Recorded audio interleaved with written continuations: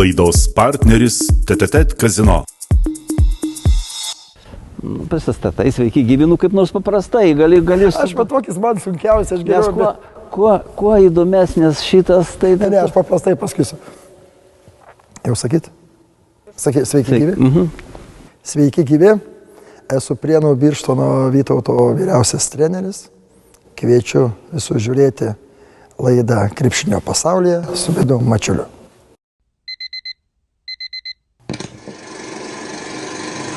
Krepšinio pasaulyje.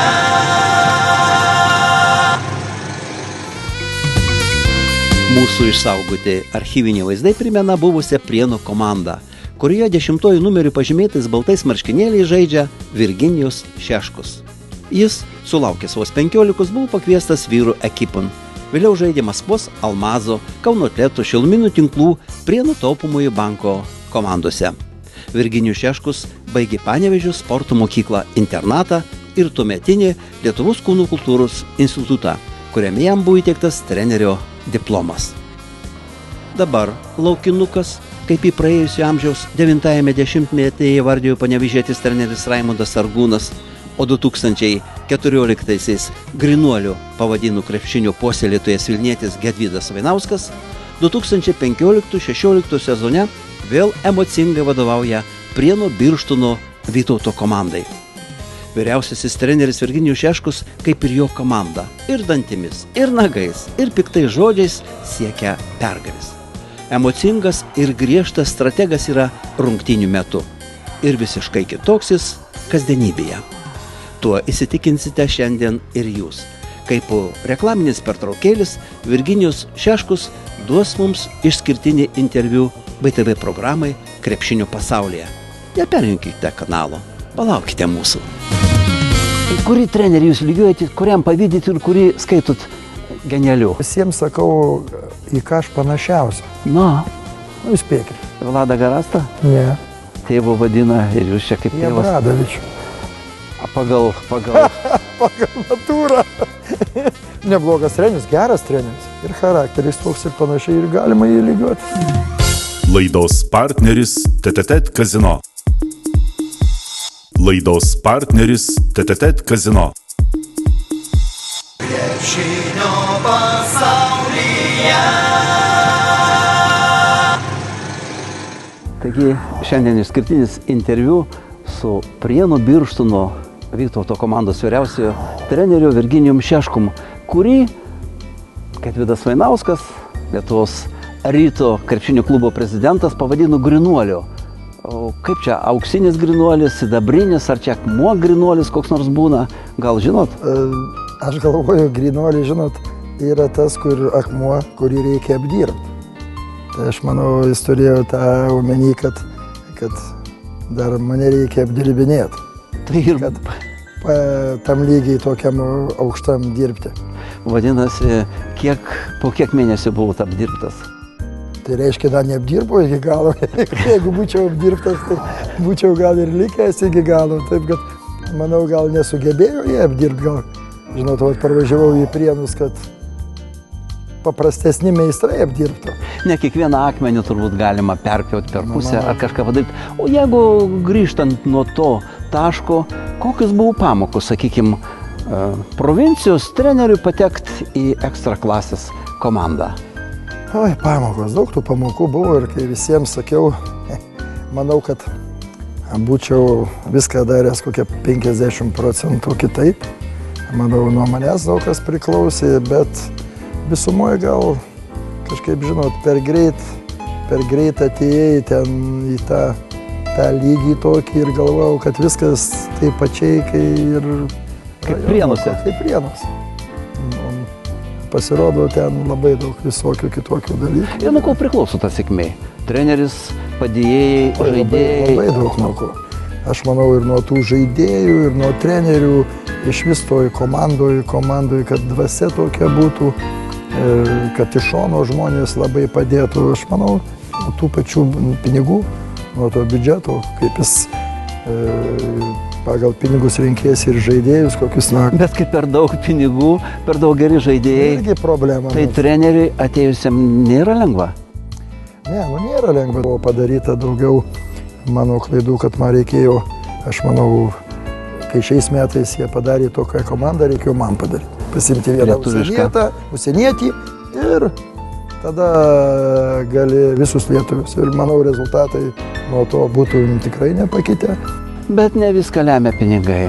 Taigi, prieš kiek metų jūs toj nacionaliniai lygui pradėjot žaisti? Oi, pradėjom tai mes senai, bet prieš tuos 7 metus mes laimėjom tą nacionalinę ir aš kaip visiems sakiau, tada pas mane buvo šeštokas, Giedraitis, tie tokie grandai, kai aš treneris, tai sakau, gal netgi nuo jų buvo tokios didelės pamokos tam krepšiniai trenerių, nes jie tikrai daug patardavo viską, bet vis dėlto laimėjus tą nacionalinę atėjus į LKL buvo vėl tokia pati pamoka, perėjus iš nacionalinės į LKL. Ir buvo tikrai sunku ir tikrai daug dariau klaidų, atėjo dar daugiau žaidėjų patyrusių ir pats asmeniškai niekada nebuvęs prie jokio kito trenerių. Tos galimybės neturėjau, reikėjo viską mokytis ir tas mokslas, aš kai galvojau nacionalinį, aš galvojau viską mokyti, atėjai į LKL, pasirodo nemokė, vėl reikia mokytis. Tai aš eidamas į rytą, to bijojau tokio dalyko, kad vėl mano gyvenime vėl tas šuoliukas. Ir pirmi metai aš bijojau, svarbiausia, pirmų metų. Labai daug kas priklauso, kokią tu komandą gauni, ta prasme gauni. Kai tuose Prienuose, tai mano pirmas tikslas yra surinkti tą komandą, kad toj komandoje būtų gera dvasia. Pagal ką jūs renkat? Pagal charakterius, pagal visokius dalykus, aišku, turiu tą, kaip sakant, žinot, mano charakteris ne iš geriausių, bet... O kuo jis blogas? Žinot, aš manau, jis blogas tik tai per rungtynės. Dėl valdymo tų emocijų visokio ir atrodo, turiu keistis, bet vieną kartą pagalvoju, paskui ateina jau neužilgo 50, kur čia keistis? Gal yra tas Šeškus toks išskirtinis, aišku, per daug, aš jau šiais metais, kiek čia jau 3 techninės turiu. Tai suprantat. Bet tai infarktas stovi už nugaros. Tai matot, sako kiti žmonės, kad tas žmogus, kuris daugiau, kaip sakant, išsilieja, nes savį laiko, tai dar mažiau šansų. Tai nežinau, čia. Tai geltiniai pasitrauks išgirdusi, pamačiusi Virginijų Šeško. Bet vis dėlto turit kokią nors formulę, sėkmės formulę. Net nežinau, aš dažnai pagalvodavau, žinot, pirmi tie metai, kai buvo kažkaip mes ir toj gynyboje gal truputį darydavom kitaip, pagal save darydavau kažką. Ir žinot, ateidavo kiti žaidėjai, treneriai, čia va ne taip, nes ir Šalinga buvo, kad Džiulis, visi labai sunku jie žaidė žmonės, matydavau, kad jie kai kur manęs nesupranta netgi. Bet suprantat, kai kokie 4 metus žaidi ir kai jūs sakot, 4 metai ta komanda iš ketvertuko neišėjus. Arba 2 kartus 3, 2 kartus 4, 2 kartus federacijoje 3, 2 kartus federacijos taurę laimėjom, išskyrus vienais kartais. Tai žinot, čia niekas nežiūri, kad Žalgiris nežaidė, yra įrašas. Prienai 2 metai iš eilės. Man daug kas sakė, kad nereikia tau grįžti į Prienus, nes tavo tai yra žingsnis atgal. Bet čia jūsų žemė, čia jūsų tai, žinot, džiaugsmas laimė. Jie turėjo, aš manau, tą omeny, kad tu ką padarėjai per tuos 4 metus, čia tikrai nepadarysi. Vieno dalyko aš nebijodavau niekada, nebūdavo pas mane baimės tos. Aš užtat ir į tą rytą nuvėjau, tai be baimės, nieko nešnekėdamas, po pirmo beveik skambučio, nieko nesiderėdamas, nešnekėdamas, nieko. Nuvėjau paprasčiausiai taip, aišku, po to, kai aš jau priėmiau sprendimą ir kai pasirašiau kontraktą, jau tada tas momentas pradėjau iki sezono pradžios galvot. Atsirado jau duliukas visoks. Bet vėl rėmėjus turit, pagalbininkus gerus turit. Taip, ir trenerį Mindaugą Arlauską. Tai yra svarbu, tai yra tie žmonės, tas žmogus, pavyzdžiui, Mindaugas, aš visiems sakiau ir sakysiu, tai yra žmogus, kur aš dirbau ir dirbsiu prie mane, tai žmogus, kuris tikrai niekada į nugarą peilio neįsmeigs. Niekada, aš taip galvoju. Jeigu jis jau įsmeigtų, tada aš tikrai nieko netikėčiau. Mes stengiamės padaryti, kaip mūsų naujas prezidentas pasakė, Prienai turi būti Lietuvos komanda. Suprantat? Labai didžiuojuosi, kad vėl mes visi lietuviai esam. Ir jūs pastebėjimat krepšininkus, kurie visi gali pataikyti iš bet kur. Tai yra irgi jūsų, nes kitiem sakoma, per gynybą mes pasieksim pergalės, bet vis dėlto reikia kažką mesti. Taip, man patinka žmonės, kurie pataiko. Ir jeigu jūs pasižiūrėsit tą prieš istoriją, prie tos visus metus, kiek iš Prienų išėjo žmonių.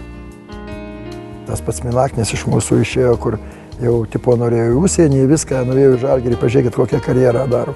Orelikas, kur mes paėmėm iš Šiaulių, kuris ten buvo nereikalingas. Suprantat, ir daug Šalenga išėjo į Budivelniką per vienais metais, kitais į Žalgirį. Aš tai džiaugiuosi ir tam ryte pačiam džiaugiuosi, kad aš atėjau, daviau žmonėm kitiem šansą ir Valeikai, ir Janavičiui. Tas pats Kavaliauskas, Antanas, džiaugiausi, kad pradėjo su Gecevičium taip žaisti. Tai gerbiamas Šeškau, ar jūs žodžiais juos įkvėpėt, ar jūsų treniruotis visiškai skiriasi nuo mūsų grandų trenerių? Aš nežinau, kaip grandų tie treneriai. Mes nieko stebuklingo nedarom, kaip ir visi ten 1, 3, 2, bėgam, prabėgam greičiui, viską, kažkas nieko nėra to. Aš jums dabar pasakysiu. Vienas treneris man sako, Prienai niekada nesitreniravo ir nesitreniruoja. Jūs atsakykite tiem skeptikam, kaip galima be taktikos laimėti bronzos medalius LKL. 2 kart iš eilės. Prieš 3 metus kokią priėjo vienas buvęs fizinio pasirengimo treneris, sėdėmis man sako, neįsivaizduoju. Skautina tave Brazys kiekvieną dieną, į dieną po valandą, žiūri, nuvažiavo, tik pas tave nei vieno derinio nėra, vienu deriniu žaidžiat. Aš patylėjau galvoju, jūs ją galvojat, bet visumoje taip nėra.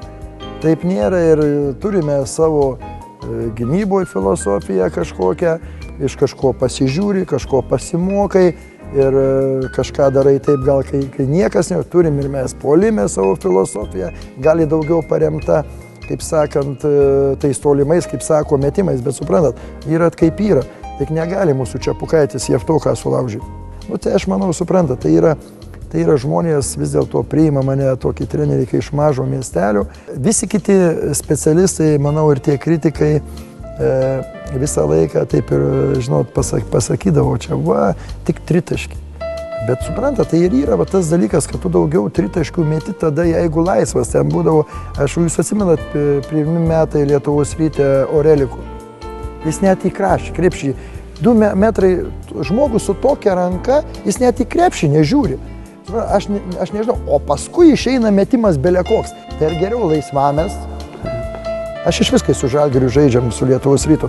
Sakau, tik pagavot, nes paskui gali nebūti galimybės. Štai turite Prienų sporto centro areną, kurioje mes kalbame su jumis. Turite žiūrovus ištikimus ir jie vėl sugrįš ir turi sugrįžti ir lūš. Vadinasi, jūsų ir tikslas svajonė būtame 4. Jūs dabar galit paklausti, nežinau. Visi nori? Aš manau, visi nori, nes... Bet jūs labiau?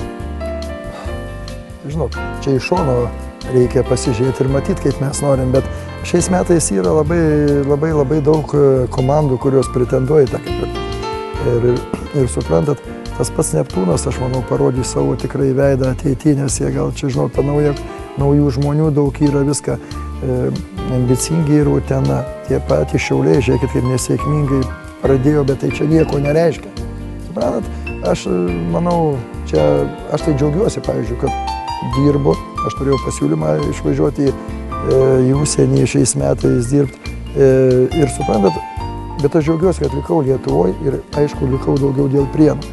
Bet džiaugiuosi, kad turime tokį prezidentą Milašių, kuris su kiekvienais metais mūsų tą lygą padaro vis aukštesnę ir į mus visi rimčiau pradeda žiūrėti. Be abejonės, bet jūs paklausiu kaip trenerių, gal atsakykite už žaidėjus, bet ar gerai tom komandom, kai vos ne kasmet keičiasi treneriai, 80% keičiasi žaidėjai, kokia jūsų nuomonė? Tai yra blogai, aš manau, mūsų stiprybė buvo Prienų ir buvo ta, kad mes visus tuos metus stengiamės išlaikyti kažkokį branduoliuką. Ir prie tų žaidėjų prilipinti kitus yra labai lengva. Jie jau paprasčiausia patys žaidėjai aikšteliai pasako, ką jie turi daryti, ką treneris persako netgi trenerio mintis. O kai surenki visą tą komandą, pavyzdžiui, pradžioje mes irgi šitą mūsų komandą irgi yra tikrai nauja, tokia ganėtinai nauja, atėjo daug žmonių ir matausi iš karto tie tokie, suprantat, negali per mėnesį visko padaryti, žaidėjai turi įaugti į kraują. Ir mes, sakau, Prienai darom kai kurios dalykus tikrai truputį kitaip. Jūs įkvėpėt savo žodžiu šios krepšininkus, kurie būna lik nurašyti. Lukauskis jau turbūt būtų baigęs savo karjerą, jūs pakvietė čia, sužaidė, prašau, antras sezonas Lietuvos Ryte. Manau, suprantat, aš sakau, kad tuose Prienuose gal ir yra tas dalykas, kad mes duodam tą šansą visiems daugiau save įgyvendinti kažkaip. Nestatau aš jų labai į rėmus. Aišku, būna kartais tų problemų, mes su žaidėjai šnekam savo vyrai, reikia tvarkos, viską, bet... O jie labai pyksta, kai jūs per rungtynės... Aš, suprantat, esu tas žmogus, kad, aišku, piktumas būna, jeigu ypač kartais ir nekaltai žmogui kažką pasakai, žinot, vis tiek jie verda kažkaip situacijos, neįvertini kažką pasakai, bet aš sakau, aš labai su jais dirbu už aikštelės ribų. Mes esam tikrai viena komanda ir tikrai galiu pasakyti ir sakiau, niekada man negėda yra po rungtynių atsiprašyti žaidėjų. O teisėjo? Teisėjus irgi, jeigu matau, bet aš visą laiką linkęs, kad jie daugiau aš teisus. Jūs kiekvieną sezoną įvedat naujovių ir savo darbę, sakykime, sugrįžus iš Lietuvos Ryto komandos, iš sostinės, galvojat, aš dabar kitaip darysiu, nes ten supratau, kad taip negalima daryti, arba priešingai. Ten gerai čia... Žinokit, kažkaip nežinau. Labai buvau prie sezoną užsiplieskęs, daug ką keist, būsiu taip, darysim taip. Treniruotėse ar rungtynių metu, ar imsit? Iš vis daug, žinot, žaidėjai už... Taigi nepaslaptis, kad tikrai, žinot, aš galiu tikrai nesu kažkas tobulo ten, ten padarai klaidą, savo klaidas, aišku, kiti netgi pasako daug tų klaidų. Pripažįstat suklydęs ar ne?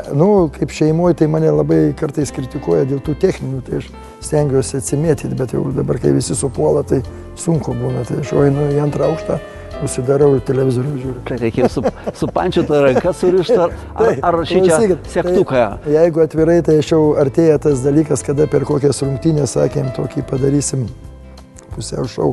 Jeigu jau labai bus susinerę, tai daktarų paprašysiu ir teipą užsilipinsiu. Čia pažiūrėsiu, kaip žiūrovai ir šitą dalyką reaguos. Bet tai visumoje, žinot, sakau, aš visą laiką sakau, visi daro klaidų. Svarbu jas pripažinti. Aš manau, kad darysiu tą, ką moku tuose Prienuose. Ar galva, ar jūs širdim krepšiniui dirbat, vadovaujat žaidėjas? Suprantate, širdis, aš manau, ir galva kažkiek tai dirba, manau. bet širdį, tai aš galiu pasakyti, manau, kad tikrai atiduodu ir manau, tie žmonės aplinkui tą mato ir man ir tie patys žaidėjai, pavyzdžiui, aš manau, daug ką atleidžia ir kiti žmonės ir žiūrovai. Nes jeigu atvirai su manim, kurie pabendrauja, tai aš manau, ir mes liekam visą laiką tikrai gerais. Bet žinokit, ir įdomu, net ir žiūrovom, tiesioginės transliacijos, ir jeigu jūs įdėtumėt maldos namuose, taip, tai o čia dabar jūs visas degat. Čia yra Prienuose vienas žmogus po kiek laiko net prisipažino, sako, Virgi, aš ateinu į varžybas, 30% pažiūrėtų rungtynių, o 70% tavęs. Aš sako, kai teatre kokiam atsisėdu, sako, ir žiūriu, sako, aktoriai tokių veiksmų nepadaro. Čia buvo ne televizijos spektaklis, o krepšinio pasaulyje interviu, išskirtinis interviu su Prienų Birštono Vytauto komandos vyriausiojo treneriu Virginijum Šeškum. Pavasarį, tikriausiai birželio mėnesį, o gal gegužės pabaigoje, bus LKL krepšininkų pagerbimas, sezono uždarimas. Mes taip pat su jumis susitiksime, padarysime interviu. Kurią jūs vietą būsit laimėję? Svajonė į ketvertuką tegu būna. Aš manau, sugrįžimas būtų tikrai geras ir tikrai tą dalyką bus tikrai sunku įgyvendinti. Ir manau, jeigu mes tą įvykdytume, tai būtų tikrai geras sugrįžimas ir dar tramplinas, kad kitais metais Prienuose tikrai būtų pajėgesnis. Ir kurie du žaidėjai iš šios Prienų komandos iškeliaus į Lietuvos Rytą, Žalgirį arba Aš tai nenorėčiau, kad niekas neiškeliaus. Bet taip pas jūs jau toks gyvenimas, paruošėt ir išeina. Šiais metais pakeisim. Bandysime, jeigu viskas gerai, visus žaidėjus išlaikyti. Pinigų daugiau turėsime, jeigu laimėsim. Ir rėmėjai, viskas atsiras. Aš norėčiau taip. Nes jeigu laimi komanda, kodėl ją reikia paleisti? Reiškia, su ją reikia daug kažko daugiau. Ačiū. Ačiū Jums. Ir būkit ketveriukėje, o jeigu medaliai, tai čia Jums pastatys paminklą. Prienai. Ačiū. Ačiū. Laidos partneris TTT Kazino.